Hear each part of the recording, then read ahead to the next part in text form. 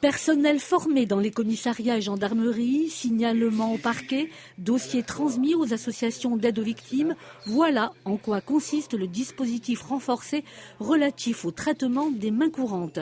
Mis en place depuis quelques mois, il devrait inciter les femmes victimes de violences à franchir les portes d'un commissariat. Il est important que, effectivement, la population sache que même lorsque nous sommes confrontés à un simple dépôt de main courante, eh bien, il y a un suivi derrière, une évaluation de la situation et qu'en tout état de cause, eh bien, aucun fait ne sera resté impuni.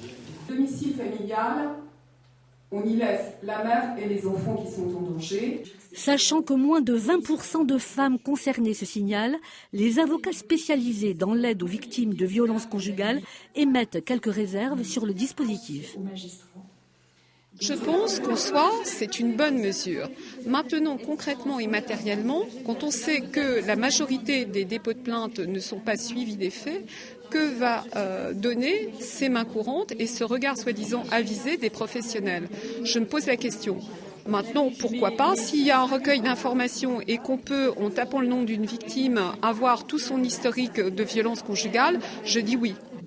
Porter plainte nécessite un long cheminement pour les victimes qui vivent la procédure comme un parcours du combattant. Moi, j'ai pas porté plainte, ça a été mon tort. Maintenant, je me bats pour que la justice finisse son travail. Ce que je veux dire, c'est que c'est absolument jamais fini.